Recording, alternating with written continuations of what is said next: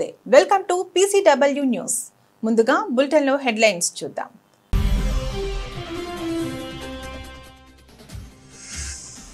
Shanghai సదస్సు కోసం చైనాలోని టియాన్జిన్ కు చేరుకున్న ప్రధాని మోదీ వందే మాతరం నినాదాలతో హోరెత్తిన విమానాశ్రయం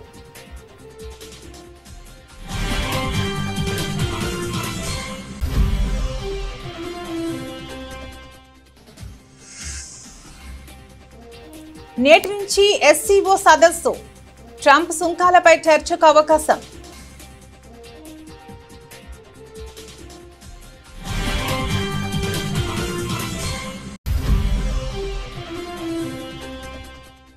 ట్రంప్ విధానాలు అమెరికా ప్రతిష్టను దెబ్బతీస్తున్నాయన్న మాజీ జాతీయ భద్రతా సలహాదారు అమెరికా కంటే చైనా బాధ్యతాయుతమైన దేశంగా కనిపిస్తుందని వ్యాఖ్య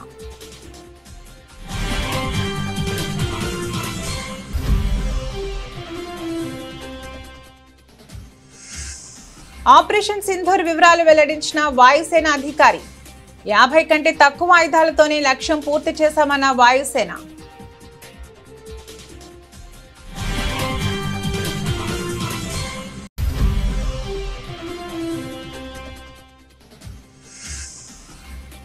వరల్డ్ బుక్ ఆఫ్ రికార్డ్స్ పురస్కారం అందుకున్న బాలయ్య 50 ఏళ్ల సినీ ప్రస్థానానికి గాను దక్కిన ప్రతిష్టాత్మక అవార్డు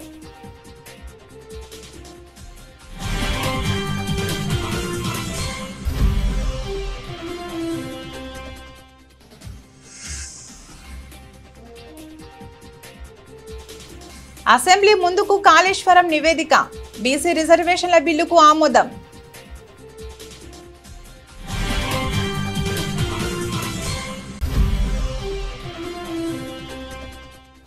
కుప్పానికి కృష్ణా జలాలు ఇచ్చిన ఘనత వైఎస్ జగన్దే సీఎంగా ఉండి బ్రాంచ్ కెనాల్ పనులు పూర్తి చేయలేని అసమర్థుడు చంద్రబాబు అంటూ మండిపడ్డ మాజీ మంత్రి అంబటి రాంబాబు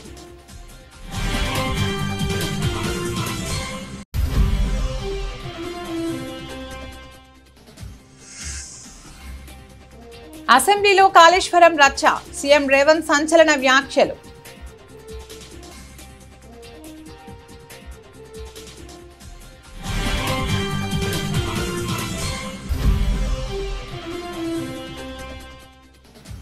తెలంగాణ సీఎం సహాయ నిధికి 50 లక్షల రూపాయలు విరాళం ప్రకటించిన బాలకృష్ణ కామారెడ్డి సహా తెలంగాణలో భారీ వర్షాలు వరదలు బాధితుల సహాయార్థం విరాళం ప్రకటించిన బాలకృష్ణ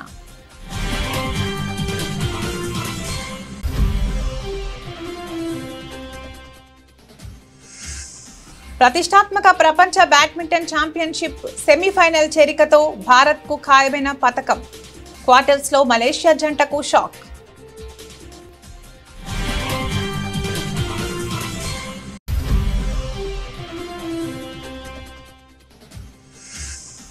అనుష్క ప్రధాన పాత్రధారిగా ఘాటి హైలైట్ గా నిలవనున్న ఆమె action scenes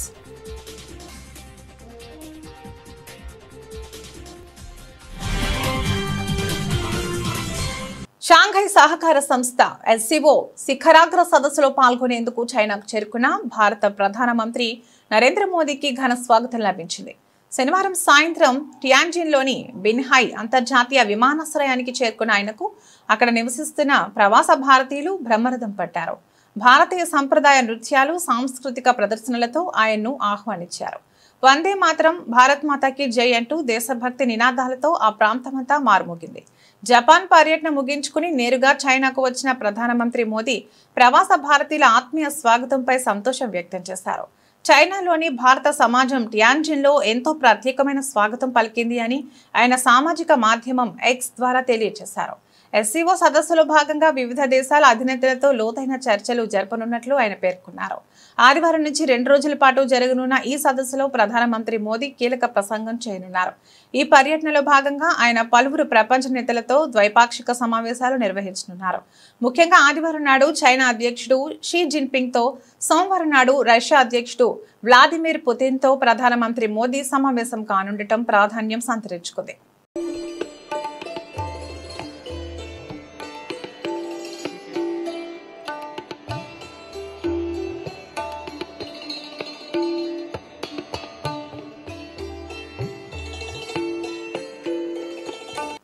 Bharat, China, Russia సహా 26 దేశాల అగ్రనేతలు పాల్గొనే షాంఘై సహకార సంస్థ SCO శిఖరాగ్ర సదస్సుకు చైనాలోని పోర్టు నగరం తియాన్జిన్ సిద్ధమైంది. ఈ నెల 31 సెప్టెంబర్ 1 తేదీలో జరిగే ఈ సమావేశాలకు భారత ప్రధాని నరేంద్ర మోదీ, చైనా అధ్యక్షుడు జిన్పింగ్, రష్యా అధ్యక్షుడు వ్లాదిమిర్ పుతిన్లు హాజరవుతున్నారు. 2018 తర్వాత మోదీ చైనాను సందర్శించడం ఇదే తొలిసారి. ఇటీవల ట్రంప్ వివిధ దేశాలపై విధించిన సుంకాలతో ప్రపంచవ్యాప్తంగా నెలకొన్న అశాంతి నేపథ్యంలో ఈ SCO సమావేశం ప్రాధాన్యత సంతరించుకుంది. ఈ సుంకాల బాధకు గురైన పలు దేశాల అధ్యక్షులు ఈ సమావేశంలో పాల్గొంటున్నారు. సుంకాలతో బెదిరిస్తున్న అమెరికాకు ఈ సమావేశం ఎలాంటి సందేశం, హెచ్చరిక ఇస్తుందన్న అంశంపై అందరూ ఆసక్తిగా ఎదురుచూస్తున్నారు. SCO సమావేశానికి 3 దేశాల అగ్రనేతలతో పాటు పాకిస్తాన్ ప్రధాని షెహబాజ్ షరీఫ్, బెలారస్ అధ్యక్షుడు అలెగ్జాండర్ లుకాషెంకోతో పాటు కజకిస్తాన్, ఉజ్బెకిస్తాన్, కిర్గిస్థాన్, తజికిస్తాన్ దేశాధ్యక్షులతో పాటు పరిశీలక దేశాలైన Saudi Arabia, UAE, Qatar, Kuwait, Egypt, Cambodia, Bahrain, NATO సభ్య దేశమైన టర్కీ దేశాల నేతలు హాజరవుతున్నారు. 2001లో ఏర్పాటైన SCO ఎజెండాలో వేర్పాటువాదం, తీవ్రవాదానికి వ్యతిరేకంగా నిఘా సమాచారం పంచుకోవడం వంటివి ఉన్నాయి.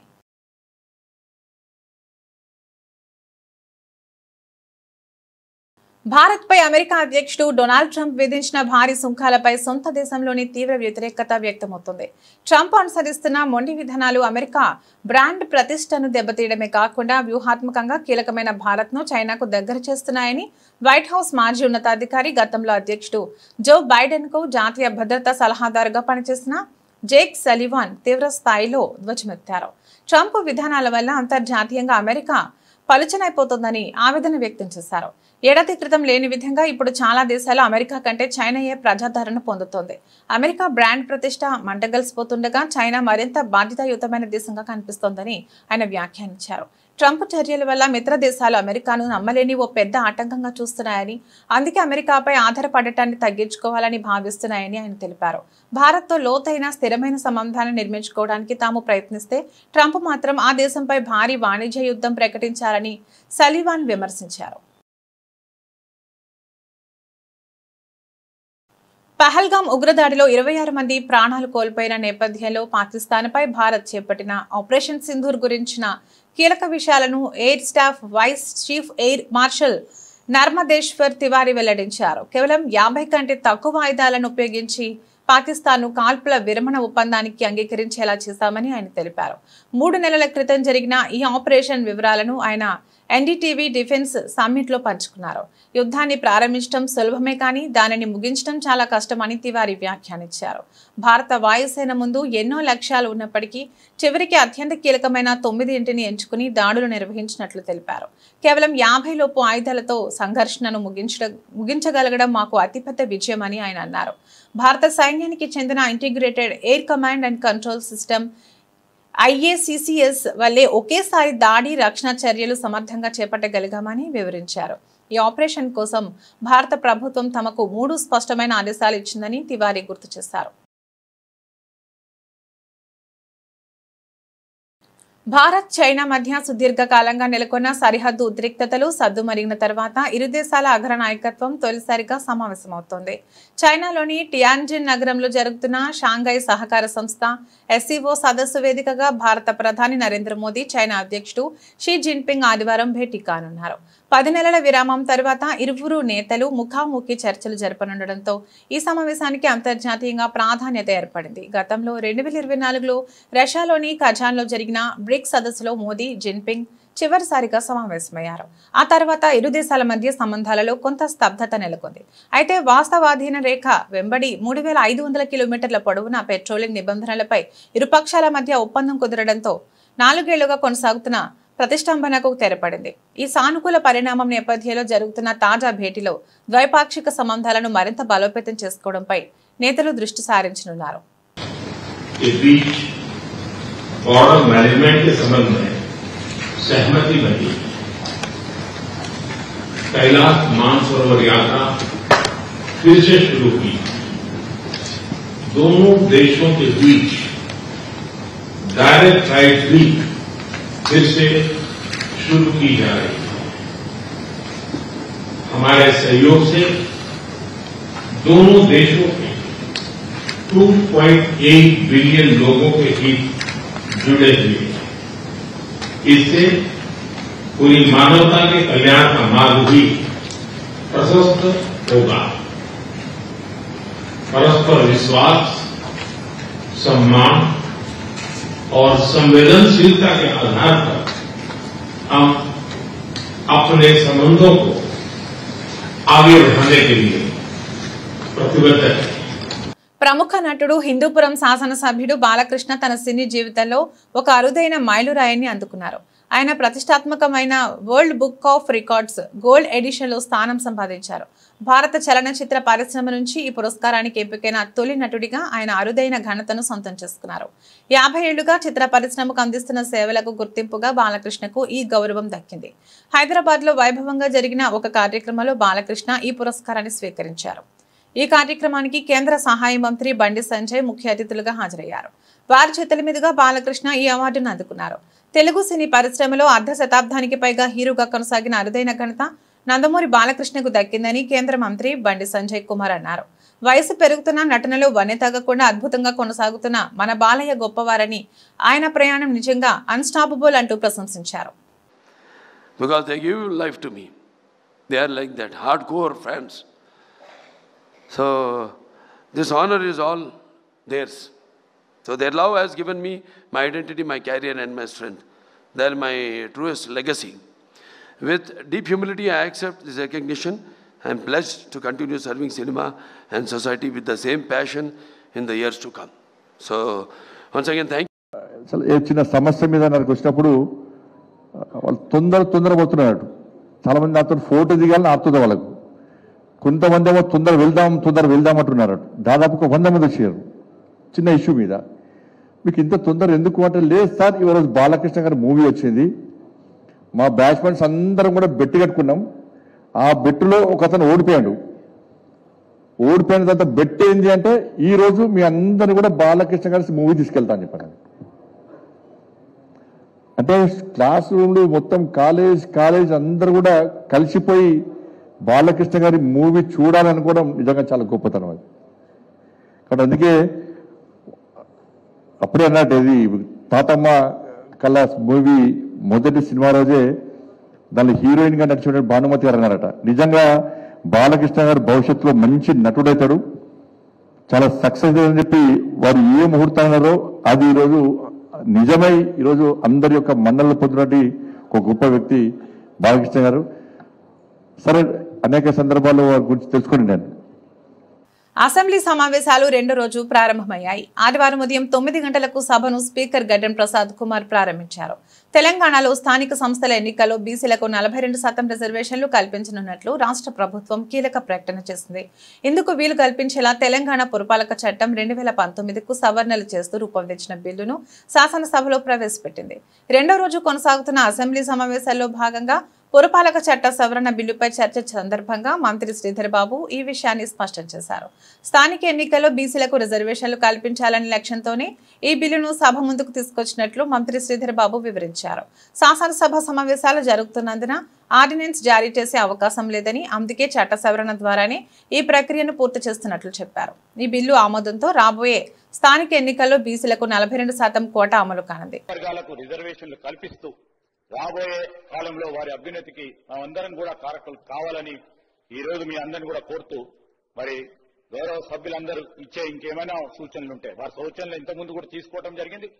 ఈ రోజు బిల్లు రూపేణ పెడతా ఉన్న సందర్భంలో ఇంకేదైనా వారి సూచనలు ఉంటే తప్పకుండా ఆలోచన చేస్తాం ప్రభుత్వ పరంగాని మీ ద్వారా వారికి తెలియజేస్తూ, మరి ఇవే మా ఉద్దేశాలను మేము వారి ద్వారా తెలియజేస్తాం. 2018 పంచాయతీరాజ్ చట్టంలో రిజర్వేషన్లను 50% పరిమితం చేస్తూ బీఆర్ఎస్ ప్రభుత్వం చేసినటువంటి చట్టం చేయడం జరిగింది. దాంట్లో 285A నిబంధన మరి సీలింగ్ పెట్టడం జరిగింది 50% వరకే. దాన్ని మరి ఆ చట్ట సవరణను ఆ సీలింగ్ ని ఎత్తివేస్తూ ఈరోజు యొక్క బీసీలకు మా ప్రభుత్వం ఏదైతే కట్టుబడి ఉందో 42%. దీర్ఘకాలం సీఎంగా పనిచేసినా కూడా రాయలసీమకు నీళ్లివ్వాలనే ఆలోచన ఏనాడు చంద్రబాబు చేయలేదని మాజీ మంత్రి వైఎస్ఆర్సీపీ గుంటూరు జిల్లా అధ్యక్షుడు అంబటి రాంబాబు మండిపడ్డారు. తాడేపల్లి వైఎస్ఆర్సీపీ కేంద్ర కార్యాలయంలో మీడియాతో మాట్లాడుతూ చివరికి చంద్రబాబు ప్రాతినిధ్యం వహించిన కుప్పానికి కూడా సీఎంగా వైఎస్ జగన్ కృష్ణా జలాలను అందించారని గుర్తు చేశారు. తాను సీఎంగా ఉండి పొంగనూరు నుంచి కుప్పానికి నీటిని అందించేందుకు బ్రాంచి కెనాల్ పనులను కూడా పూర్తి చేయలేని అసమర్థుడు చంద్రబాబు అని ధ్వజమెత్తారు. వైఎస్ జగన్ కుప్పానికి చేసిన మంచిని నేడు సిగ్గు లేకుండా తన ఖాతాలో వేసుకుంటూ పచ్చి అబద్ధాలు మాట్లాడుతున్నాడని ఆగ్రహం వ్యక్తం చేశారు. పని చేసేది ఒకళ్ళు, క్రెడిట్ పొందేది ఒకళ్ళు. ఎవరో అర్థమైందిగా, నారా చంద్రబాబు నాయుడు గారు ఈ మధ్యన సోషల్ మీడియాలో బాగా ట్రోల్ అవుతున్నారు. క్రెడిట్ చోర్ అని. అంటే క్రెడిట్ని దొంగిలించగలిగినటువంటి సమర్థవంతమైనటువంటి వ్యక్తి నారా చంద్రబాబు నాయుడు గారు. ఎందుకు ఈ సందర్భంగా చెబుతున్నానంటే, కుప్పానికి నీళ్ళు ఇచ్చాడంట చెబుతున్నాడు మొన్న చంద్రబాబు నాయుడు గారు.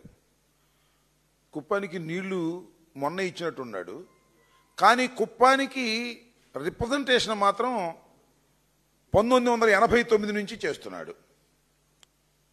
2024 ఫిబ్రవరి 26వ తారీఖున జగన్మోహన్ రెడ్డి గారు కుప్పానికి హంద్రీనివా నుంచి నీళ్ళిచ్చారు. పొంగనూరుకి నీళ్లు తీసుకువెళ్ళేటటువంటి కార్యక్రమంలో హెచ్ఎన్ఎస్ఎస్ నుంచి పొంగనూరు దాకా డిజైన్ చేసిన కాలువలు తీసుకువెళ్లారు. అక్కడి నుంచి చంద్రబాబు నాయుడు గారు తీసుకువెళ్ళడానికి ప్రయత్నం చేసి అక్కడ డబ్బులు దండుకునే కార్యక్రమం చేశారు తప్ప బ్రాంచ్ కెనాల్ని పూర్తి చేసేటటువంటి కార్యక్రమం మాత్రం నారా చంద్రబాబు నాయుడు గారు చేయలేదు. జగన్మోహన్ రెడ్డి గారు ముఖ్యమంత్రి అయిన తర్వాత చంద్రబాబు నాయుడు నియోజకవర్గం అయినప్పటికీ కూడా కుప్పానికి నీళ్ళు ఇస్తాను అని చెప్పి పొంగనూరు నుంచి బ్రాంచ్ కెనాల్ని శరవేగంగా తవ్వి తీసుకువెళ్ళి నీళ్ళు ఇచ్చారు. చంద్రబాబు నాయుడు గారు చెప్తున్నారు. సీఎం రేవంత్ రెడ్డిపై బీఆర్ఎస్ ఎమ్మెల్యే గంగుల కమలాకర్ నిప్పులు చెరిగారు. బీసీ రిజర్వేషన్ల విషయంలో కాంగ్రెస్ ప్రభుత్వం నిర్ణయాలను గంగుల కమలాకర్ తప్పుబట్టారు.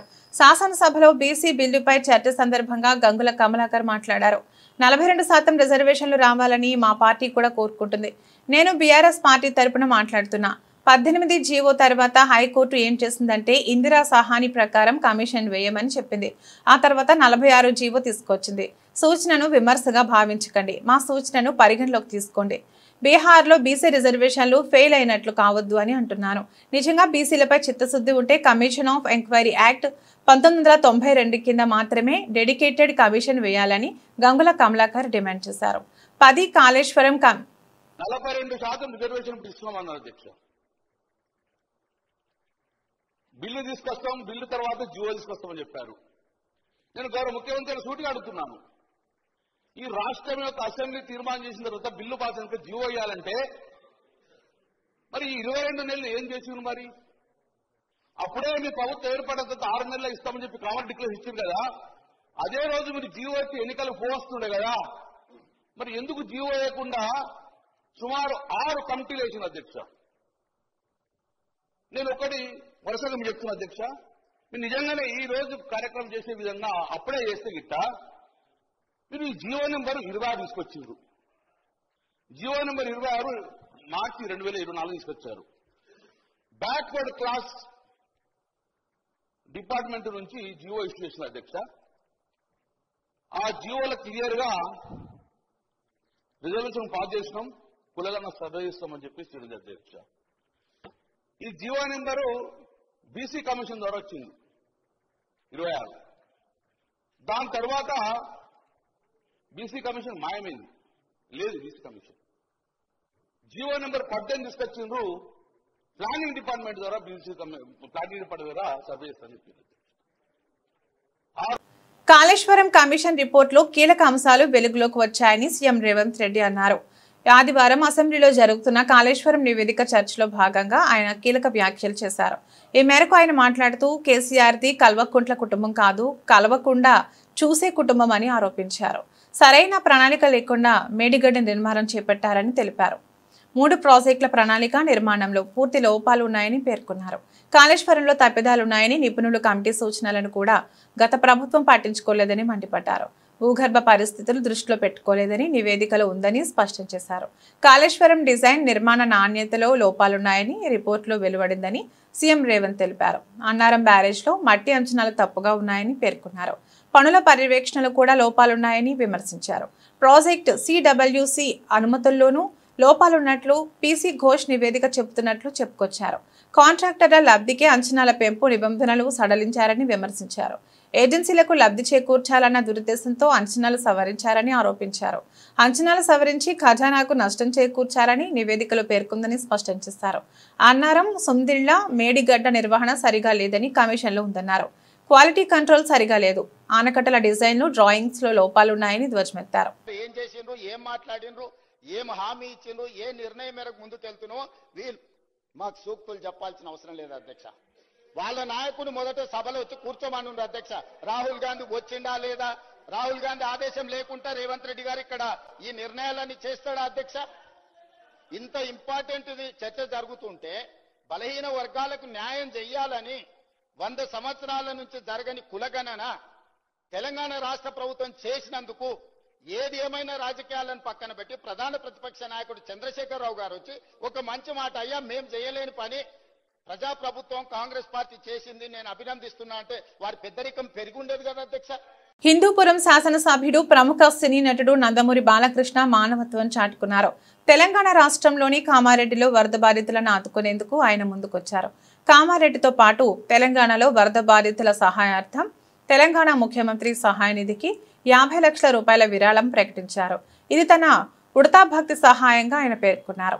భారీ వర్షాల కారణంగా తెలంగాణలోని పలు ప్రాంతాలు జలమయమయ్యాయి.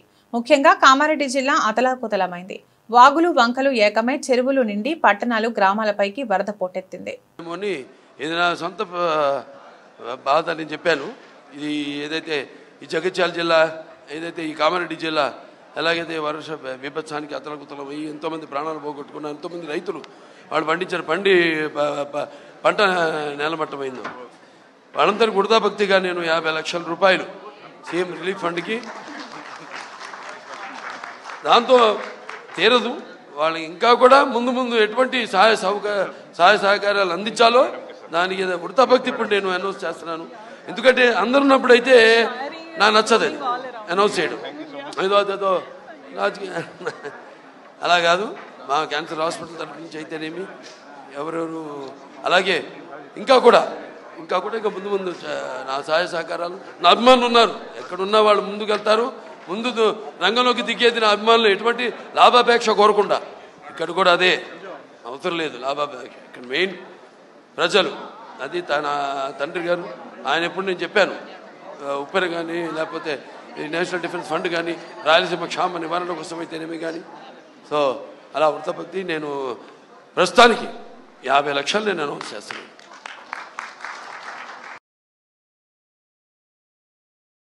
ప్రతిష్టాత్మక ప్రపంచ బ్యాడ్మింటన్ ఛాంపియన్షిప్ లో భారత్ కు పతకం ఖాయమైంది. డబుల్ స్టార్ జోడీ సాత్విక్ సాయిరాజ్, చిరాగ్ శెట్టి సెమీఫైనల్ కు దూసుకుపోయింది. దాంతో మనకు కనీసం కాంస్య పతకం లభించనుంది. శుక్రవారం అర్ధరాత్రి జరిగిన పురుషుల డబుల్స్ క్వార్టర్ ఫైనల్లో తెలుగు కుర్రాడు సాత్విక్, చిరాగ్ ముంబై ద్వయం 21-12, 21-19తో చిరకాల ప్రత్యర్థి మలేషియాకు చెందిన వరల్డ్ నెంబర్ 3 జంట ఆరోన్చియా సోవు ఇగ్జీ షాక్ ఇచ్చింది. గత ఏడాది ఇదే మలేషియా జోడీ చేతిలో క్వార్టర్ ఫైనల్ ఓటమితో ప్యారిస్ ఒలింపిక్స్ పతకాన్ని సాత్విక్ జంట మిస్ అవ్వడం గమనార్హం.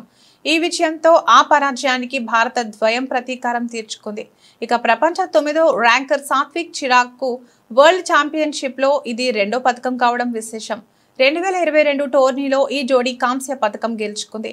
ఈ క్రమంలో పివి సింధు ఓ స్వర్ణం, 2 రజతాలు, 2 కాంస్యాలు, సైనా నెహ్వాల్ ఓ రజతం, ఓ కాంస్యం తర్వాత 1 కంటే ఎక్కువ ప్రపంచ పతకాలు నెగ్గిన భారత షట్టర్లుగా సాత్విక్, చిరాగ్ రికార్డు సృష్టించారు. అంతేకాదు సాత్విక్ ద్వయం సెమీస్ చేరికతో ప్రపంచ ఛాంపియన్షిప్లో 2011 నుంచి కనీసం 1 పతకం గెలుస్తూ వచ్చిన భారత సంప్రదాయాన్ని కొనసాగించినట్టయింది. సాత్విక్, చిరాగ్ ద్వయం సెమీఫైనల్లో చైనాకు చెందిన 11వ సీడ్ చెన్బో యాంగ్ లియు ఈ జంటతో తలపడనుంది. ఇక క్వార్టర్ ఫైనల్ పోరులో తొలి గేమ్లో 4-2 ఆధిక్యంలో నిలిచిన భారత జంట ఆపై 9-3తో ముందుకెళ్లి విరామానికి 11-5తో నిలిచింది. తర్వాత మరింత జోరు ప్రదర్శించిన సాత్విక్ చిరాగ్ గేమ్ను చేజెక్కించుకుంది. రెండో గేమ్లో భారత జోడీకి ఎదురు లేకపోయింది. సాత్విక్ పదునైన సర్వేస్లు, చిరాగ్ బ్యాక్కోర్ట్ స్మాష్లకు 2 సార్లు ఒలింపిక్ పతక విజేతలైన చియా సో కుదేలయ్యారు. ఇదే జోరులో భారత జోడీ 17-12తో ఆధిక్యంలోకి దూసుకుపోయింది. చివర్లో 18-19తో మలేషియా జంట పోటీలోకి వచ్చే ప్రయత్నం చేసిన ఒత్తిడి దరిచేరనియని సాత్విక్ చిరాగ్ ఆ గేమ్తో పాటు మ్యాచ్ను కైవసం చేసుకున్నారు. తెలుగు, తమిళ భాషలో అనుష్కకి ఉన్న క్రేజ్ గురించి ప్రత్యేకంగా చెప్పుకోవాల్సిన పని లేదు. అందానికి అసలైన కొలమానం అనుష్క అని ఆమె ఫ్యాన్స్ అంటారు. అనుష్క సినిమాల సంఖ్య తగ్గించి చాలా కాలమైంది. నాయిక ప్రధానమైన కథల వైపే ఆమె ఎక్కువగా మొగ్గు చూపుతోంది. అలా ఆమె అంగీకరించిన సినిమానే ఘాటి. యూవీ, ఫస్ట్ ఫ్రేమ్ బ్యానర్లు కలిసి ఈ సినిమాను భారీ బడ్జెట్తో నిర్మించారు. ఈ సినిమాకి క్రిష్ దర్శకుడు. ఇటీవల ఈ సినిమా నుంచి వదిలిన ట్రైలర్ ఒక్కసారిగా అంచనాలు పెరిగేలా చేసింది.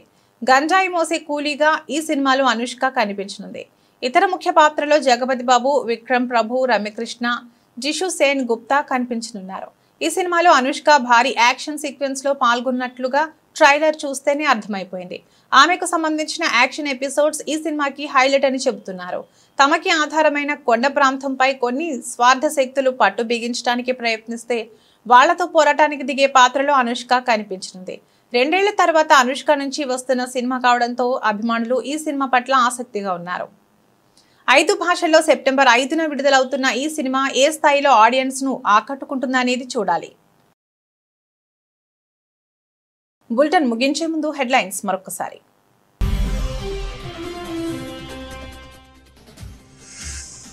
షాంఘై సదస్సు కోసం చైనాలోని టియాన్జిన్ కు చేరుకున్న ప్రధాని మోదీ.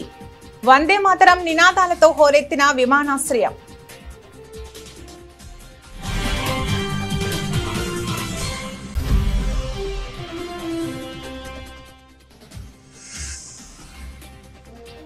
నేటి నుంచి ఎస్సీఓ సదస్సు. ట్రంప్ సుంకాలపై చర్చకు అవకాశం.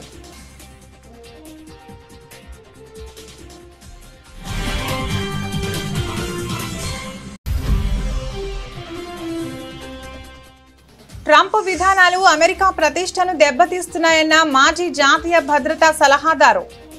అమెరికా కంటే చైనా బాధ్యతాయుతమైన దేశంగా కనిపిస్తుందని వ్యాఖ్య.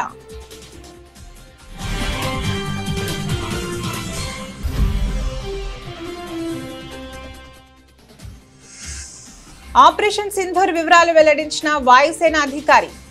50 కంటే తక్కువ ఆయుధాలతోనే లక్ష్యం పూర్తి చేశామన్న వాయుసేన.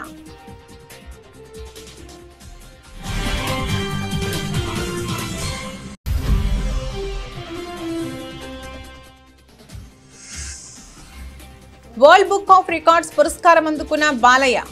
50 ఏళ్ల సినీ ప్రస్థానానికి గాను దక్కిన ప్రతిష్టాత్మక అవార్డు.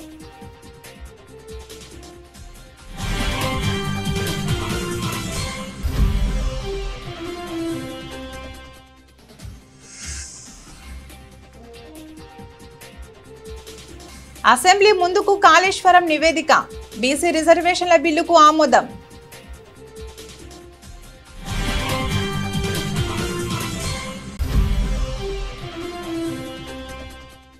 కుప్పానికి కృష్ణా జలాలు ఇచ్చిన ఘనత వైఎస్ జగన్దే.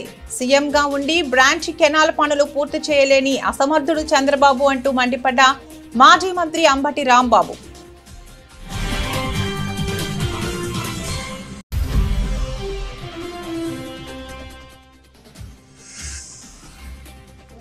అసెంబ్లీలో కాళేశ్వరం రచ్చ.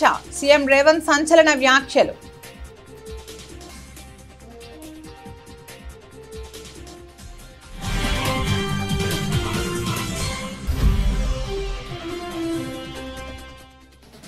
తెలంగాణ సీఎం సహాయ నిధికి 50 లక్షల రూపాయలు విరాళం ప్రకటించిన బాలకృష్ణ.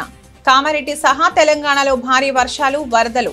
బాధితుల సహాయార్థం విరాళం ప్రకటించిన బాలకృష్ణ.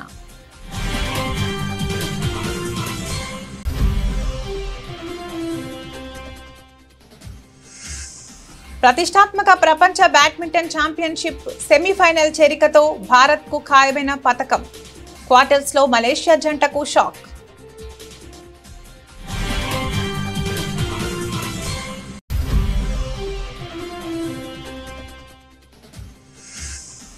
అనుష్క ప్రధాన పాత్రధారిగా ఘాటి హైలైట్ గా నిలవనున్న ఆమె యాక్షన్ సీన్స్.